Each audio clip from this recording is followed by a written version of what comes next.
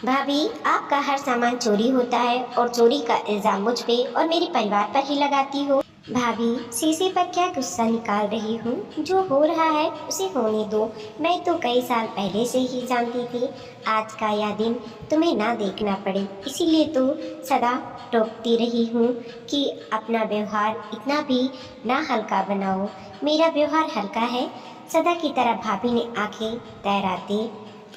तू होगी हल्की, तेरा सारा खानदान होगा हल्का। भैया और भतीजे पास में ही खड़े थे। मेरी आंखें उनसे मिली। शर्म आ रही थी उन्हें अपनी पत्नी और माँ के व्यवहार पर। आज बरसों बाद मैं मायके आई हुई हूँ। नाराज थी भैया भाभी से, ऐसा कहना उचित नहीं होगा। मैं तो बस भाभी के व्यवहार से तंग आकर मायके को त्याग चुकी थी। भाभी का ओछा व्यवहार और ऊपर से भैया का चुपचाप सब सुनते रहना। जब तक सहा गया सहती रही और जब लगा अब नहीं सह सकती पीठ दिखा दी। उम्र के इस पड़ाव पर जब मैं भी सास बन चुकी हूँ और भाभी भी दादी नानी, बच्चों की तरह उनका लड़ पड़ना अभी गया नहीं है। आज भी उनमें परिपक्वता नहीं आई। मेरे खानदान को छोड़ो भाभी, तुम्हारा मेरा खानदान अलग अलग कहाँ है जो खानदान पर उतर आई हो। आधी उम्र मैं इस खानदान की बेटी रही हूँ। मेरा खानदान तो यह भी है जो आज तुम्हारा है। हमारी उम्र इस तरह लड़ने की नहीं रही जो हम उलूल जुलूल बकते रहें। आज सवाल हमारे बच्चों का है कि हमारे व्यवहार से उनका अनिष्ट हो। ऐसा नहीं होना चाहिए। अरे मेरी बेटी का सर्वनाश तो तेरे कारण हो रहा है चंदा। तेरे ही ससुराल के हैं ना उसके ससुराल वाले, तू ही उसका पैर वहाँ लगाने नहीं देती। मेरे ससुराल में जब बेटी का रिश्ता किया था तब क्या मुझसे पूछा था तुमने भाभी? भैया आपने भी ज़रूरी नहीं समझा मुझे बताना कि लड़का कितना पढ़ा लिखा है। कोई बुरी आदत तो नहीं? भला मुझसे बेहतर कौन बताता आपको जिसके सामने वह पला बड़ा है। तब तो मैं आपको दुश्मन नज़र आती थी कि कहीं रिश्ता ना ही तुड़वा दूँ। मुझे तो पता ही तब चला था जब मेरी चचिया सास ने शादी का कार्ड हाथ में थमा दिया था। क्या कहती मैं तब अपने ससुराल में कि आने वाली मेरी सगी भतीजी है जिसकी माँ और बाप ने मुझे एक बार पूछा तक नहीं। गला भर आया मेरा। जानती हो भाभी, मेरी चचिया सास ने भी इसी अनबन का फ़ायदा उठाया और अपना खोटा सिक्का चला लिया। अब जो हो रहा है उसमें मेरा दोष क्यों निकाल रही हो? तुम्हारी बच्ची वहाँ सुखी नहीं है तो उसमें मैं क्या करूँ? ना मैं कल किसी की गिनती में थी ना ही मैं आज किसी की गिनती में हूँ। उसी का बदला ले रही है ना चंदा? तू चाहती है कि मेरी बेटी तेरी जुत्ती के नीचे रहे। मेरा घर तो उसी के घर से 5 किलोमीटर की दूरी पर है भाभी। भला मेरी जूती के नीचे वह कैसे रह सकती है? सच तो यह है कि जो कला तुम सदा यहाँ डालती रही हो उसी को अपनी बेटी के संस्कारों में गूंथ कर तुमने साथ में बांध दिया है। एक तो सोना ऊपर से सुहागा। पति अच्छा होता तो पत्नी की आदतों पर पर्दा डालता रहता जिस तरह भैया डालते रहे हैं। लेकिन वहाँ भी तो सहारा नहीं है। शराबी चरित्रहीन पति पत्नी को तंग करने में लगा रहता है और पत्नी पति के पर्दे तार तार करने से नहीं चूकती। उस पर आग में घी का काम तुम करती हो। बेटी का घर बसाना चाहती हो तो कम से कम अब तो जागो और बेटी को समझाओ कि समझदारी से काम ले। घर में रुपए पैसों की कमी नहीं है। लड़का अच्छा नहीं है लेकिन सास ससुर तो लड़की को सर आँखों पर रखते हैं। पति को समझाएं, उसे सुधारने का प्रयास करें। कैसे समझाएं उसे? मेरी बेटी उसके तो 10-10 हजार चक्कर हैं, कई कई दिनों वह घर भी नहीं आता। ऊपर से तू भी उसी को दोष देती है। तो क्या करूं मैं? कोई बीच का रास्ता निकालना होगा ना हमें। कम से कम घर तो संभाल ले तुम्हारी बेटी। सास ससुर इज्जत मान देती हैं तो उन्हीं का मान रखकर घर में सुख शांति बनाने की कोशिश करें। मेरे दोष देने या ना देने का कोई अर्थ नहीं है भैया। मैं कब उस घर जाती हूँ, तुमने इतने प्यार से कहाँ ही छोड़ा है कि वह बुआ के घर आना चाहे या मैं ही उसे अपने घर बुलाऊं। तुम्हारे परिवार से दूरी ही रहने में मैं अपना भला समझती हूँ। मन भर आया मेरा और मैं अतीत के विचारधारा करने लगी। यही वह घर आंगन है जहाँ मैं और भैया दिन भर धम कचौड़ी मचाते थे। अच्छा संस्कार परिवार था हमारा, मगर भाभी के आते ही सब बिखर गया। छोटे दिलो दिमाग की भाभी का जुबान गज भर लंबा था।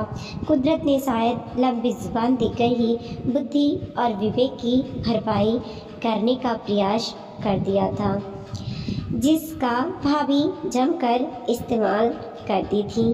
आवाज रह जाते थे हम सब, बच्चों की तरह लड़ा पड़ती थी मुझसे। समझ में नहीं आता था कि भाभी का दिमाग इस दिशा में जाता है तो जाता कैसे है।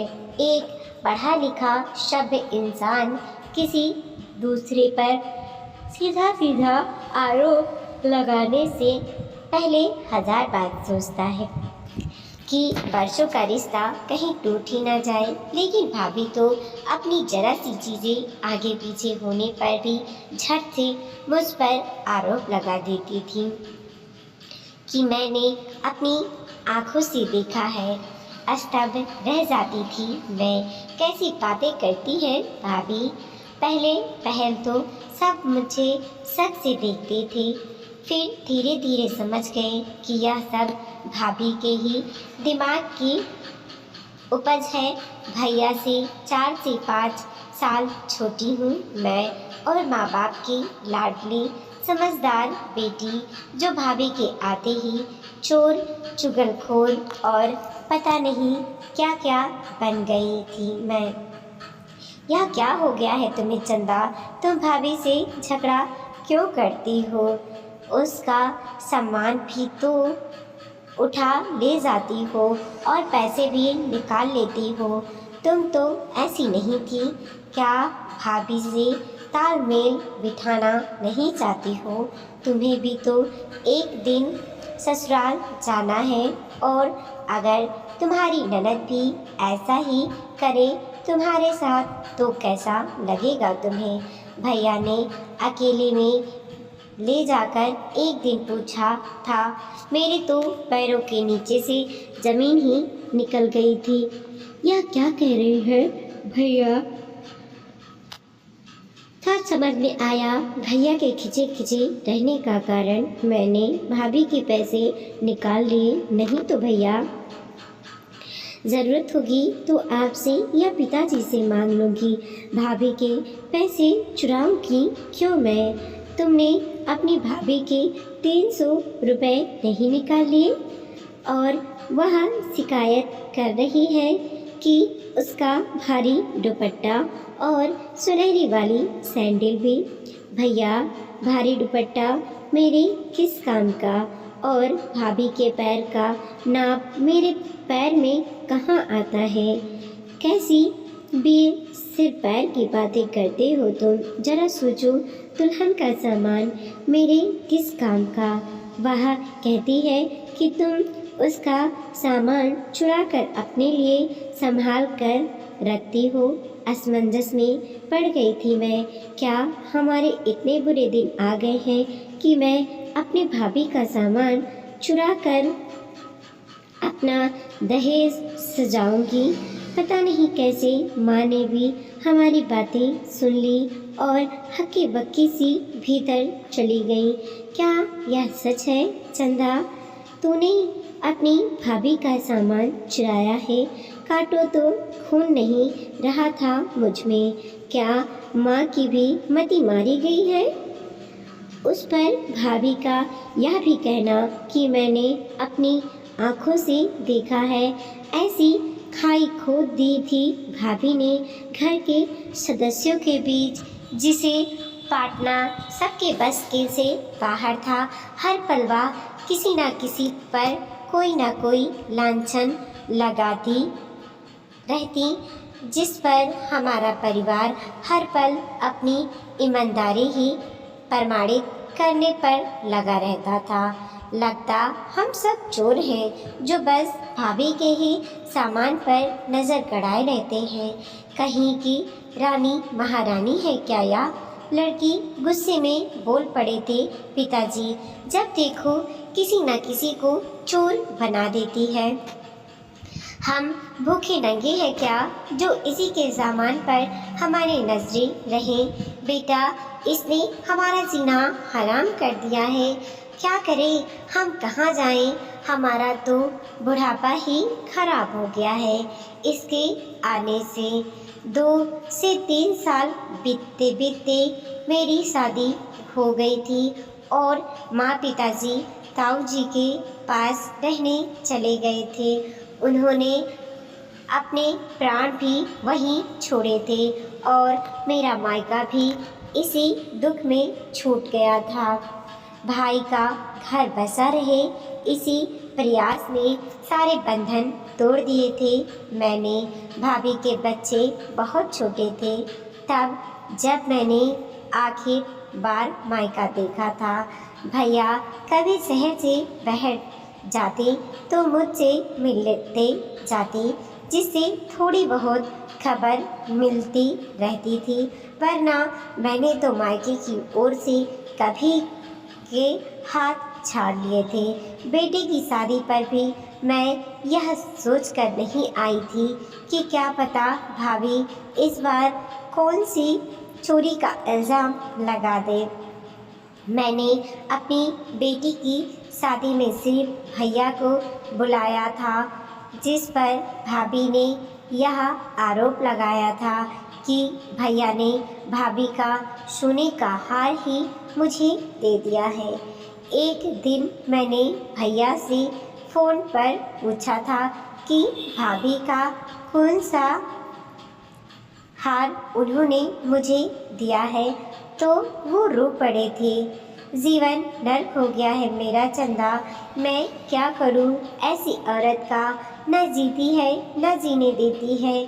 जी चाहता है इसे मार दूं और खुद फांसी पर लटक जाऊं। भाई की हालत पर तरस आ रहा था मुझे। रिश्तों के बिना इंसान का कोई अस्तित्व नहीं, और जब यही रिश्ते गले की फांस बनने लगे तो कोई कैसे इन रिश्तों का निर्वाह करे। प्रकृति कैसे कैसे जीवों का निर्माण कर देती है जो सदा दूसरों को पीड़ा देकर ही खुश होते हैं। जब तक 2 घरों में आग ना लगा दे उन्हें चैन ही नहीं आता। चंदा, तू कभी मेरा भला नहीं होने देगी। अगर मुझे पता होता तो मैं कभी तेरी ससुराल में लड़की ना देती। भाभी के ये शब्द कानों में पड़े तो मेरी तंद्रा टूटी। भैया और भतीजा मेरे समीप चले आए थे। क्या उत्तर था मेरे पास भाभी के आरोपों का? बुआ, आइए आप ऊपर चलिए, सफ़र की थकावट होगी, हाथ मुँह धोकर कुछ खा लीजिए। भतीजे ने मेरी बाह पकड़ी और भैया ने भी इशारे से साथ जाने को कहा। भाभी का बिलाप वैसे ही चलता रहा। अनमनी सी मैं ऊपर चली आई और पीछे पीछे भाभी का रुंदन कानों में पड़ता रहा। तभी सिर पर पल्लू लिए सामने चली आई एक प्यारी सी बच्ची। यह आपकी बहू है बुआ, भतीजे ने कहा। पूजा, बुआ को प्रणाम करो, जीती रहो, आशीर्वाद देते कर मन भर आया मेरा, रक्त में लहर सी दौड़ने लगी। मेरे भाई का बच्चा है ना यह, इसकी भी शादी में आती तो क्या बहू के लिए कोई गहना ना लाती। गले की माला उतार बहू के गले में पहनाने लगी तो भतीजे ने मेरा हाथ रोक दिया। बुआ, आप इसे घर की बेटी हैं, आपको हमने दिया ही क्या है जो आपसे ले लें। बेटा, अधिकार तो दे सकते हो ना, जिसका हनन बरसों पहले भाभी ने सबको अपमानित करके किया था। टूटे रिश्ते को तुम जोड़ पाओ तो मैं समझूंगी आज से भी कोई घर ऐसा है जिसे मैंने अपना मायका कह सकती हूँ। यह कहकर मैं रो पड़ी थी तो भतीजे ने अपना हाथ पीछे कर लिया था। माला बहू के गले में पहनाकर मैंने उसका माथा चूम लिया। बड़ी प्यारी लगी थी मुझे पूजा। झट से मेरे लिए नाश्ता परोस लाई। उसी पर मुझे समझ आ गया कि भैया भाभी नीचे अलग रहते हैं और बहू बेटा ऊपर अलग। बुआ, पूजा का भी माँ ने वही हाल किया था जो आपका हुआ। जो भी माँ से छू भर जाता उसी पर माँ कोई ना कोई आरोप लगा देती हैं। किसी दूसरे के मान सम्मान की माँ को कोई चिंता नहीं है। हैरान हूँ माँ मैं कि कोई इतना सब कैसे और क्यों करता है। आज कोई भी माँ के पास जाना नहीं चाहता है। अपनी ईमानदार पूजा भी कब तक प्रमाणित करती। इसकी माँ ने ही इसे 50 तोला सोना दिया है और माँ ने इस पर भी अंगूठी उठा लेने का आरोप लगा दिया। और सबसे बड़ी बात, जिन चीज़ों के खो जाने के आरोप माँ लगाती है वह चीज़ें वास्तव में होती ही नहीं है। माँ एक काल्पनिक चीज़ें गढ़ लेती है जो ना कभी माँ के पास मिलती है ना ही उसके पास मिलती है, जिस पर माँ आरोप लगाती है। याद आया मुझे जब पहली बार भाभी ने मुझ पर आरोप लगाया था। भारी दुपट्टा और सुनहरी सैंडल का ये दोनों चीज़ कभी मिली ही नहीं थी। माँ का ध्येय मात्र दूसरों को अपमानित करना होता है, इसीलिए वह अपनी कोई भी चीज़ खो जाने का बहाना करती रहती है। मैं क्या करूँ बुआ, वह समझती ही नहीं है। और यही सब माँ ने निशा को भी सिखा दिया है। मैं मानता हूँ कि उसका पति पहले थोड़ा बिगड़ा हुआ था, अब शादी के बाद काफ़ी संभल गया है, लेकिन निशा बात बेबात पर हर पर माँ जैसा व्यवहार ससुराल में करती है, जिस पर उसका पति तिलमिलाता रहता है। उस पर उसकी माँ पर भी अपना कोई ना कोई सामान चुरा लेने का आरोप निशा लगाती रहती है। अब आप ही बताओ, घर में शांति कैसे रहेगी? अपनी इज्जत तो सबको प्यारी है ना बुआ। अपनी माँ को किसी डॉक्टर को दिखाओ, कहीं कोई मनोवैज्ञानिक कारण ही ना हो। हर बेटी अपनी माँ के चरित्र का आईना होती है। जो माँ ने नानी से सीखा वही निशा ने रोपा। बीमार होते हैं ऐसे लोग जो जहाँ जाते हैं असंतोष और आक्रोश फैलाते हैं। आपने हमें छोड़ दिया, दादा दादी ने भी ताऊ जी के पास रहना ठीक समझा। धीरे धीरे सब दूर हो गए। पूजा भी साथ नहीं रहना चाहती, निशा का पति भी अब उसे साथ नहीं रखना चाहता। बुआ, मैंने इससे आपको बुलाया था कि इस टूटी डोर का एक सिरा पकड़कर माँ अपनी माँ के लिए कुछ पश्चाताप कर सकूं। मेरी गोद में सिर छिपाकर रोने लगा मेरा भतीजा। हर बेटी यही चाहती है कि उसका मायका रास्ता बसता रहे, फूलता फलता रहे, क्योंकि मायका उसे बड़ा प्यारा होता है। वहाँ से मिले शगुन के 5 रुपए भी बेटी के लाखों के बराबर लगते हैं। चाहे बेटी अपने घर की करोड़पति ही क्यों ना हो। तुम सबको मेरी उम्र भी लग जाए, मेरे मुंह से हर समय यही निकलता है। उस उम्र को मैं सहज ही महसूस कर सकती हूँ जो आज भैया का है, उनके बेटे का है। क्या करते भैया भी, जिसका हाथ पकड़ रहा था उसका पर्दा तो रखना ही था। यह अलग बात है कि उसी ने पूरे घर हर रिश्ते को नंगा कर दिया। हर रिश्ते दोनों तरफ से निभाने पड़ते हैं। अकेला इंसान कब तक अपने हिस्से का दायित्व निभाता रहेगा। एक रिश्ते का पूर्ण रूप तभी सामने आता है जब दोनों तरफ से निभाया जाए। अकेले की तूती ज़्यादा देर तक नहीं बच सकती। रो रहा था मेरा भतीजा, उसका मन हल्का हो गया होगा, लेकिन मेरा मन का बोझ यह सोचकर पड़ने लगा था कि कैसे मैं अपनी चचिया सास के घर जाकर भतीजी का वकालत कर पाऊंगी, कैसे उसे समझा पाऊंगी कि वह अपनी बहू को माफ़ कर दे। सत्य तो यही है ना कि आज तक मैं खुद अपनी भाभी को क्षमा नहीं कर पाई हूँ।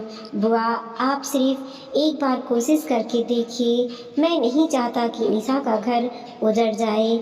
मैं हाथ जोड़ते हुए आपके सामने आप एक बार निशा के पति को समझाइए और मैं भी निशा को समझाऊंगा। मैं जाऊंगी बेटा, निशा मेरी भी तो बच्ची है। मैं कोशिश करूंगी, पर तुम हाथ मत जोड़ो। घर का माहौल बोझिल सा था, फिर भी भैया ने मुझे नेक देकर विदा किया। भाभी सदा की तरह आज भी बाहर नहीं आई। कुछ लोग अपने कर्मों की जिम्मेदारी कभी लेना ही नहीं चाहते। वापस लौट आई मैं, मेरा परिवार मुझे वापस पाकर बहुत खुश था। वीडियो को लाइक कीजिए, कमेंट कीजिए और अपने दोस्तों के साथ ज़रूर शेयर कीजिए। चैनल पे नए हैं प्लीज़ सब्सक्राइब कीजिए।